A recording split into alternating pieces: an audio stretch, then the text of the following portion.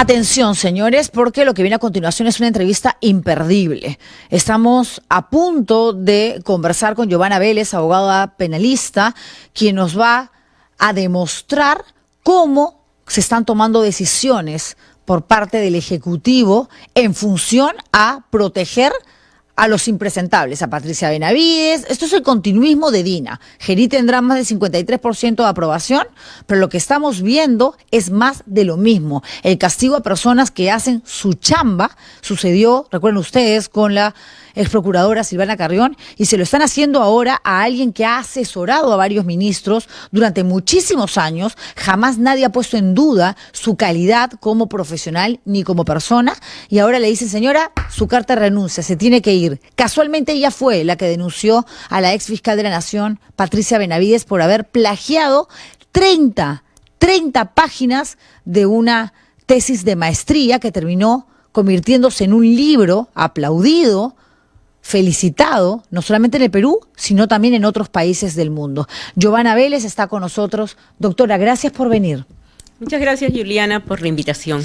A ver, según el ministro, y lo dijo en una entrevista en Willax con Milagros Leiva, la razón por la cual a usted se le solicita que presente su carta de renuncia, porque ya no podía, no le parecía a él correcto que se mantuviese en el Ministerio del Interior y menos en un cargo de confianza, fue porque en su tesis universitaria califica el terrorismo como conflicto armado interno. ¿Esa es la explicación que le dan a usted o le dan otra explicación? No, a mí en ningún momento me dijeron que presentara la renuncia por esa razón, ¿no? Yo me sorprendí cuando el ministro manifestó en la entrevista recién que era por esa razón, porque lo que se me dijo fue que como desde la tarde estaban circulando unos tweets de unos trolls, ¿no? Del último paradero, pasajero, no lo sé, en el cual me vinculaban con IDL y el periodista y con Gorriti. Le voy a arreglar el micrófono ahí para que... Ok, perfecto. Sí, como me vinculaban presuntamente con IDL y con el periodista Gorriti, entonces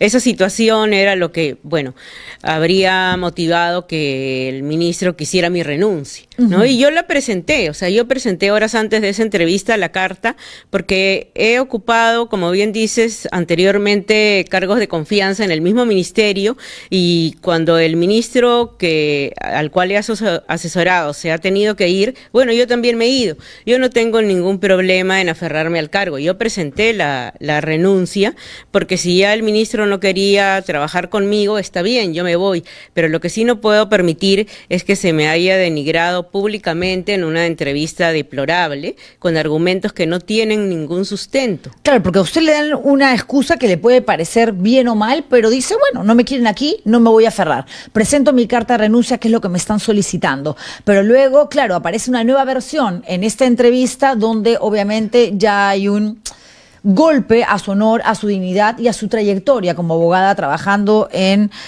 el sector público. Pero, a ver, en esta entrevista, que además me tomé el tiempo de verla ayer, cosa que no es fácil para mí tolerar a Leiva, pero en fin, él dice, hablando de tolerancia, que para él era imposible poder trabajar, seguir teniéndola a usted, que supuestamente califica el terrorismo como conflicto armado interno, prácticamente está vinculada a Sendero Luminoso, porque él además formó parte del GEIN.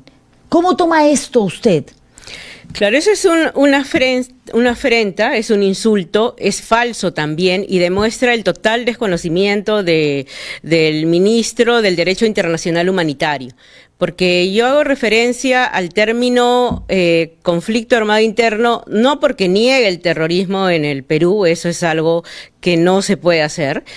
Es un hecho histórico, pero lo que pasa es que mi tesis de maestría fue una tesis no de investigación sobre el terrorismo, fue una tesis de la maestría de Gobierno y Políticas Públicas, en la cual yo presento un proyecto de innovación que se refería a los registros de las víctimas de desaparición forzada en el Perú. Sí. Y las víctimas de desaparición forzada se sabe que no solamente son de los grupos terroristas, sino también de miembros de las Fuerzas Armadas. Claro, ¿no? porque Entonces, además por eso era el término correcto. Entiendo además que ese trabajo intelectual, ¿no?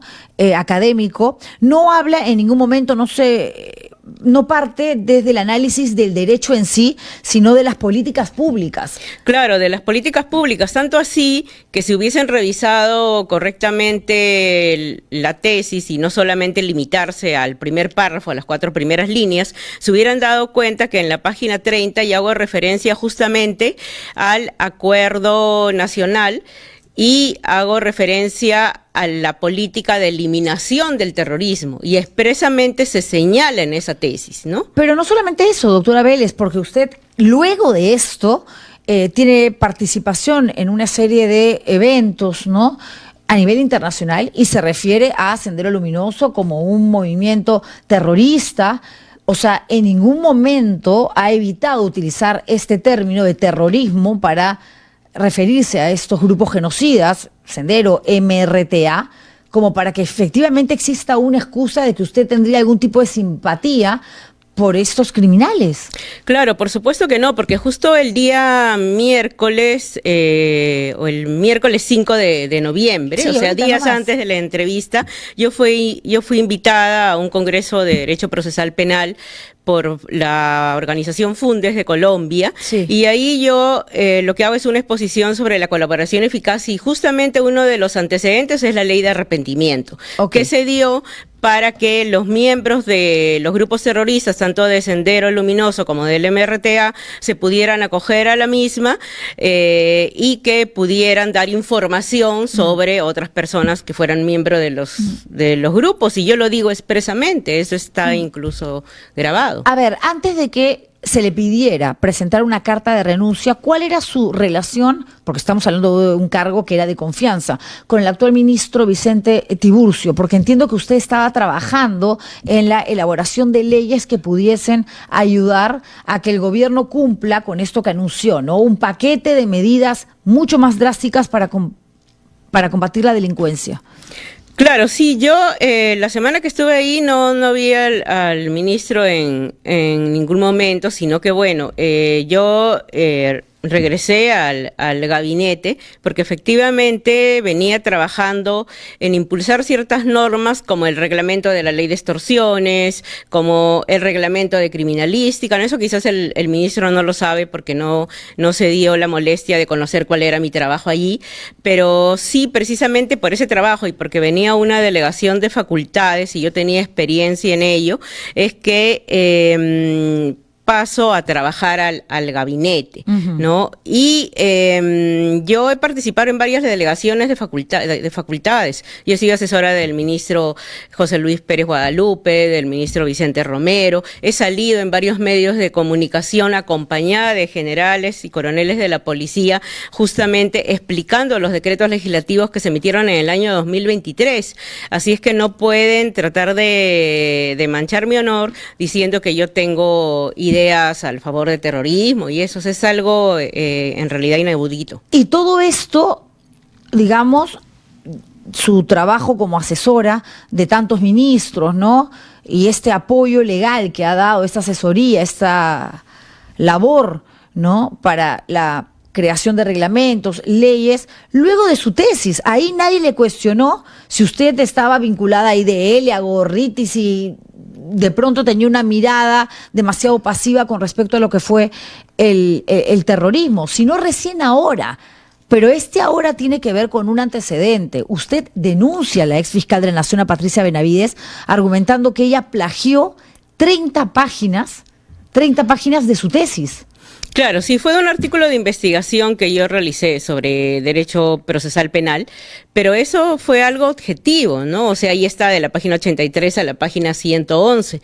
Y lamentablemente yo no hubiese querido pues cruzarme en el camino de esta señora, pero ella me plagió y simplemente lo que yo hice fue defender mis derechos intelectuales. Y por eso es que ahora buscan atacarme justamente a partir de mis investigaciones que son públicas, que no hay que hacer mayor trabajo para encontrarlas, ¿no? Porque A diferencia de otros que ocultan sus trabajos de investigación, yo los tengo todos publicados, ¿no? Tan es así que yo tengo un libro, La desaparición forzada de personas y su tipificación en el Código Penal peruano, que fue a partir de mi tesis de maestría, que fue calificada. La famosa tesis de maestría donde supuestamente usted... Bueno, esta fue, claro, de pregrado. La de maestría es también sobre el tema, pero sobre el registro de víctimas de desaparición. Que además han sido aplaudidas y razón por la cual se terminaron convirtiendo en estas publicaciones que son libros. O sea, aquí tengo, esa fue calificada como sobresaliente por la Universidad Católica del Perú y fue asesorada por el doctor Carlos Caro Coria, un reconocido penalista.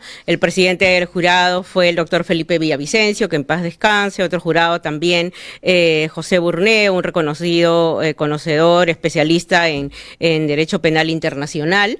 Y acá expresamente en el libro, porque ahora también he visto que hay publicaciones en Expreso que están tratando de sacar frases descontextualizadas. Y en Willax van a hacer lo mismo, agárrese. Hago referencia aquí expresamente porque parece que no lo leen, ¿no? Y leer es bueno.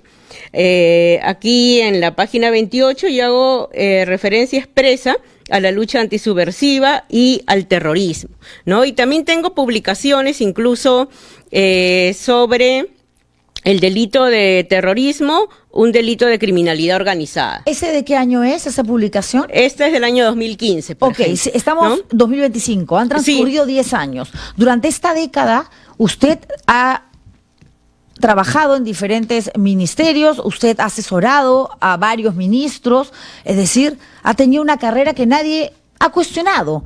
Nunca, si existía ese documento del año 2015 y luego este otro, que tampoco es tan reciente, nadie le ha cuestionado a usted absolutamente nada que tenga que ver con una presunta ideología a favor o que coincida con grupos terroristas. No, porque pero son así trabajos académicos. Usted hubiese hablado del conflicto interno justificando las acciones genocidas de Sendero Luminoso, por ejemplo. A usted no la pueden sacar por una tesis. Legalmente eso está prohibido. Claro, yo nunca lo he justificado, o sea, y en publicaciones expresamente señalo, o sea, que ha habido terrorismo, eso nunca se ha negado. Tan es así que la policía sabe de mi trayectoria y conocimiento en derechos humanos, que por eso me ha invitado, ¿no? Y aquí en el año 2023, por ejemplo, que yo era asesora ahí, se me invitó para poder dictar una charla en derechos humanos a los generales. ¿Y por qué? Porque saben precisamente que no solo conozco el derecho penal, sino también los derechos humanos. Y eso más bien ha sido favorable en el sector interior, ¿no? También tengo distintas resoluciones y certificados incluso de las Fuerzas Armadas del Centro del Derecho Internacional Humanitario, porque yo he dictado allí, también en la Escuela Nacional de Inteligencia, en la Escuela de la Policía, y esa trayectoria sirve, o sea, ha servido más bien a la policía. ¿Por qué? Porque existe una política nacional multisectorial de derechos humanos del Ministerio de Justicia, aprobada en 2040, y acá, por ejemplo, cuando se refiere a la reparación de víctimas de desaparición forzada, no se utiliza el término terrorismo. ¿Por qué? Porque se conoce de dónde son las víctimas de desaparición forzada. Acá se hace referencia a conflicto, ¿no? Entonces también el ministro Tiburcio va a pedir la renuncia del ministro de Justicia, probablemente, porque no dice terrorismo, sino acá, en esta política nacional se dice conflicto. Tiburcio pide su renuncia, pero no le da la cara. O sea, él personalmente no es que se le acerca y le explica las razones por las cuales supuestamente usted tiene que dejar el Ministerio del Interior. No, nunca me lo explicó. Y como digo, es importante que se conozca que, o sea, la experiencia en derechos humanos es necesaria, porque a lo mejor también el ministro desconoce, porque al parecer, bueno, no lee lo que firma, pero recientemente, el miércoles 5 de noviembre, ha salido el reglamento de la Ley de la Policía Nacional. Ajá. ¿Y esto por qué es importante? Porque aquí se señala en el artículo 5, en el numeral 9, que la ley de la policía y el trabajo de la policía debe guiarse por los enfoques de género, interculturalidad y derechos humanos. Y es más, se crea ya dentro de la estructura de la Policía Nacional una dirección de derechos humanos. Ok, lo que yo no entiendo, doctora Vélez, es lo siguiente. con Tiburcio ya a cargo del Ministerio del Interior, a usted le dan una nueva función, un cargo todavía más importante. Y eso está relacionado al anuncio que hace el gobierno a través del presidente Claro, la de delegación de crear facultades. efectivamente medidas más drásticas para poder luchar contra la delincuencia, los comités de inteligencia, etcétera. ¿Cómo es que le dan un cargo mayor y al rato salen con la excusa de que usted defiende a los terroristas llamando estas acciones conflicto armado interno? O sea, ¿qué pasó en ese interín si su denuncia contra Patricia Benavides por plagio ya había sido presentada? Eso es lo que yo no me explico, no entiendo, ¿no? Supuestamente fueron esos tweets que salieron de los trolls el viernes, porque no hay ninguna justificación, como digo, para la policía. Actualmente sí es importante el respeto a los derechos humanos, tanto así que está en su propio reglamento, en el cual dice textualmente que la labor de la policía se debe regir cumpliendo los estándares de derechos humanos y de los instrumentos internacionales, dentro de los cuales está justamente el Convenio de Ginebra, en el cual se hace referencia al conflicto. Estamos totalmente de acuerdo en eso. Así. Lo que ahora quisiéramos saber es qué va a pasar con usted, porque entendiendo que la razón por la cual la sacaron no es la misma que le comunicaron a la hora que le dicen, señora, presente su carta de renuncia, sino lo que expone el propio ministro en una entrevista en Willax. Usted, que además se entiende de leyes más que cualquiera, ¿qué va a hacer? ¿Se va a quedar tan tranquila? Porque se fue tranquila diciendo, bueno, ya no me quieren, no confían en mí. Pero ahora que sabe que hay, digamos, una especie de planificación, ¿no?, para que usted no sea un elemento preocupante o peligroso dentro del ministerio, ¿qué va a hacer? Me fui tranquila, presenté la renuncia tranquila justamente porque sé que era lo que en ese momento se solicitó y yo tampoco no quería trabajar con una persona que ha demostrado pues ser poco tolerante y sin ninguna capacidad de análisis crítico y además que ignora el derecho internacional, ¿no?